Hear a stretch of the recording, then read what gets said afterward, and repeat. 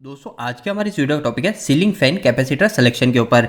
मतलब कि हमारे जो घर के जो छत के पंखे होते हैं उसके अंदर हम जो कैपेसिटर को लगाते हैं उस कैपेसिटर का हम कैसे चयन करें। दोस्तों आज के इस वीडियो के पहले मैंने एक वीडियो बनाई थी जिसके अंदर मैंने आपको यह बताया था कि हम जब नए फैन को लाते हैं तब तो वो तेज स्पीड में चलते हैं, पर कुछ समय के बाद में वो धीरे धीरे चलने लग जाते हैं।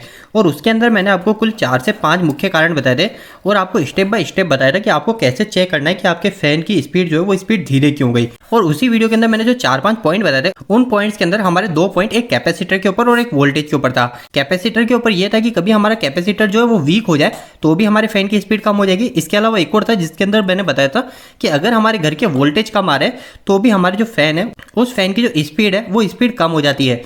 और अगर आपके घर में भी वोल्टेज की समस्या है और वोल्टेज की समस्या होने के कारण आपकी जो फैन की स्पीड है वो स्पीड कम हो चुकी है तो उस समय आप क्या कर सकते हैं, हमारे जो फैन का कैपेसिटर है इस कैपेसिटर को एक बड़े कैपेसिटर से चेंज कर सकते हैं। अब आपको उस समय कितने का कैपेसिटर लगाना है वो आज के इस वीडियो के अंदर हम जानेंगे।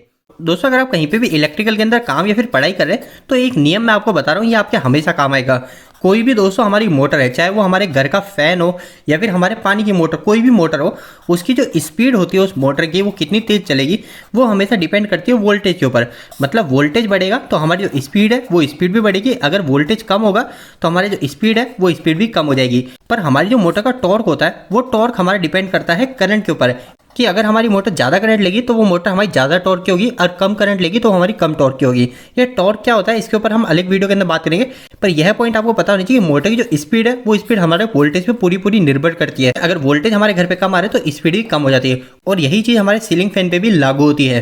तो दोस्तों अब हम जान लेते हैं कि अगर हमारे घर पे 220 वोल्टेज आ रहे हैं तो हमको सीलिंग फैन पे कितने का कैपेसिटर लगाना है और अगर हमारे घर पे 180 वोल्टेज आ रहे हैं तो हम कितने का कैपेसिटर लगाएंगे। दोस्तों वीडियो को स्टार्ट करने से पहले एक छोटी जानकारी मैं देना चाहता हूँ। कई लोगों के मन में ये कंफ्यूजन होता है, किसी किसी कैपेसिटर पे इस तरीके से लिखा होता है, जैसे ये लिखा हुआ है 2.5 U और F ऐसे लिखा हुआ है, और अगर आप ये दूसरा कैपेसिटर देखोगे तो इस पे लिखा हुआ है 2.50 MFD और किसी किसी कैपेसिटर पे आपको इस तरीके से दिखेगा 2.5 और ये U फिर इस तरीके से आपको दिखेगा। तो ये जो तीनों चीजें ना दोस्तों, ये तीनों चीज ही सेम है। इन तीनों का मतलब ही होता है हमारा MFD मतलब माइक्रो फेराइड। अगर आपके इन तीनों में से कुछ भी लिखा हुआ है तो आपको बिल्कुल भी घबराना नहीं है, तीनों एक ही चीज है। तो दोस्तों अब हम फॉर्मूले की बात कर लेते हैं कि कैपेसिटर सिलेक्शन में हमारा कौन सा फॉर्मूला काम आएगा। तो दोस्तों हमारा स्टार्टिंग कैपेसिटर निकालने का जो फॉर्मूला होता है वो होता है हमारा पावर इंटू एफिशिएंसी इंटू 1000। इसमें हम भाग करते हैं वोल्टेज को स्क्वायर करके और साथ में हमारी फ्रीक्वेंसी को मल्टीप्लाई करके। तो दोस्तों ये काफी सिंपल सा फॉर्मूला है। हम इसके अंदर हमारे फैन की वैल्यू और वोल्टेज को पुट करके हमको कितने का कैपेसिटर लगाना है वो हम जान लेंगे। दोस्तों आपको अच्छे समझ में आए तो हम 180 और 220 वोल्टेज दोनों का उदाहरण लेके चलेंगे। तो दोस्तों फॉर्मूले के अनुसार सबसे पहले हमको पावर चाहिए। पावर का मतलब हमारा जो उपकरण है उस उपकरण के वाट कितने हैं। दोस्तों ये जो वॉट है ये वॉट आपको आपके फैन के ऊपर मिल जाएंगे। जैसे कि हमारे फैन है, इस फैन पे यहाँ पे लिखा हुआ है कि ये हमारा 58 वॉट का फैन है। इसी तरीके से दोस्तों आपको भी आपके फैन के ऊपर मिल जाएगा। अगर आपको नहीं मिलता है फिर भी हमारे जो फैन अधिकतर होता है वो 60 से 70 वॉट के बीच के ही होते हैं, तो मैं यहाँ पे उदाहरण के लिए 70 वॉट का फैन मान के चलता हूँ।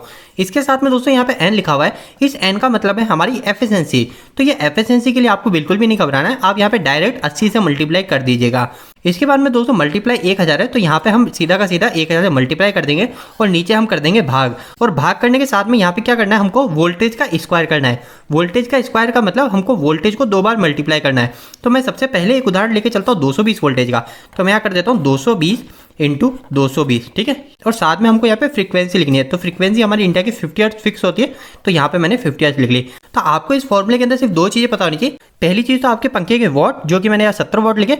दूसरी चीज आपके घर के अंदर कितने वोल्टेज आ रहे हैं, तो मैंने यहाँ पे लिख दिया 220 वोल्टेज। दोस्तों अगर आपके पास मल्टीमीटर नहीं है वोल्टेज को चेक करने के लिए तो मैं आपको बता दूं आप कैसे वोल्टेज को पता कर सकते हैं। आप जाएंगे आपके घर पे जो डिजिटल मीटर लगा हुआ है, वो डिजिटल मीटर के अंदर आपको पता है बटन होता है, तो जब आप उस बटन को 2-3 बार दबाएंगे तो आपको वहां पे वोल्टेज भी शो कर देगा, तो आप वहां से आपके घर के वोल्टेज को पता कर सकते हैं। दोस्तों इस 220 के साथ में हम 180 वोल्टेज के पंखे का भी कैपेसिटर को चेक कर लेते हैं। उसके लिए दोस्तों में क्या करना है, हमारे जो ऊपर की वैल्यू है वो बिल्कुल सेम की सेम रहेगी, क्योंकि हमारा पंखा 70 वॉट का ही है।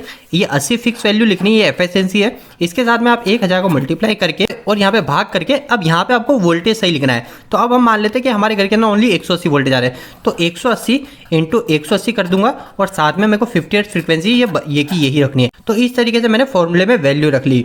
तो दोस्तों इसको फटाफट से सॉल्व कर लेते हैं। यहाँ पे इसको अगर मैं मल्टीप्लाई करूंगा तो ये हो जाएगा 8 7 56 और साथ में 1 2 3 4 5 तो यहाँ पे मैं 5 जीरो लिख दूंगा, 1 2 3 4 5। और इसी के साथ में मैं अगर इन तीनों का नीचे का मल्टीप्लाई करूंगा तो यहाँ पे जो मेरी वैल्यू आएगी, ये मैंने पहले कैलकुलेटर से कर रखी है ताकि हमारा ज़्यादा समय खराब ना हो। तो यहाँ पे जो मेरी वैल्यू आएगी वो कुछ इस प्रकार से आएगी, 24,20,000। तो मैंने इन दोनों को मल्टीप्लाई कर लिया।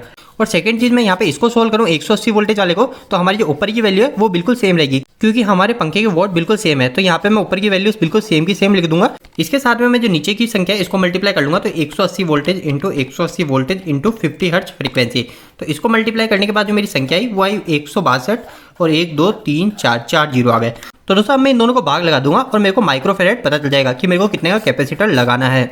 तो दोस्तों सबसे पहले मैं इसका भाग लगा देता हूँ। तो मैंने ऊपर की संख्या पहले लिख दी है और मेरे को भाग किस में लगाना है, ये लगाना है 24, 20 और 3 जीरो। तो इसको जैसे भाग लगाए तो मेरे कैपेसिटर की जो वैल्यू आई, मतलब कि अगर मैं मेरे 70 वोल्ट के पंखे को 220 वोल्टेज पे चलाता हूँ तो मैं वहाँ पे 2.31 माइक्रोफेरेड का कैपेसिटर लगाऊंगा। दोस्तों यहाँ पे आपको एज इट इज इस साइज का कैपेसिटर नहीं मिलेगा, तो आप यहाँ पे इसको ±5% लेके चल सकते हैं, क्योंकि हम सभी को पता है कैपेसिटर पे भी ये चीज लिखी थी ±5%। तो यहाँ पे मैं आसानी से 2.5 माइक्रोफेरेड का कैपेसिटर को भी लगा सकता हूँ। अब दोस्तों 180 वोल्टेज वाले फैन को चेक कर लेते हैं कि इसके अंदर मेरे को कितने कैपेसिटर लगाना है। तो इसके लिए भी मैं वापस से इसको भाग करूंगा, तो 56 और ये 5 जीरो हो गए और भाग करा 162 और 1 2 3 4। तो इसको भाग करने के बाद दोस्तों जो मेरी वैल्यू आई वो आई 3.45 माइक्रोफेराइड।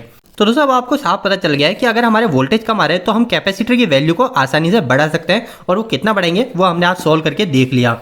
तो दोस्तों आज के इस वीडियो के अंदर हमने क्या जाना, सबसे पहली चीज हमने यह जानी कि हमारी कोई भी इलेक्ट्रिकल की मोटर होती है उसकी जो स्पीड होती है, मोटर कितनी तेज घूमेगी, वो हमारी डिपेंड करती है वोल्टेज के ऊपर। अगर हमारा वोल्टेज बढ़ेगा तो हमारी स्पीड भी बढ़ेगी, वोल्टेज कम होगा तो हमारी स्पीड है वो स्पीड भी कम हो जाएगी। तो इसी के साथ में हमने यह जाना कि अगर हमारे घर के वोल्टेज कम आ रहे हैं और हमारा सीलिंग फैन धीरे चल रहा है तो हम वहाँ पे कैपेसिटर की वैल्यू को बढ़ा के हमारे सीलिंग फैन की स्पीड को भी बढ़ा सकते हैं।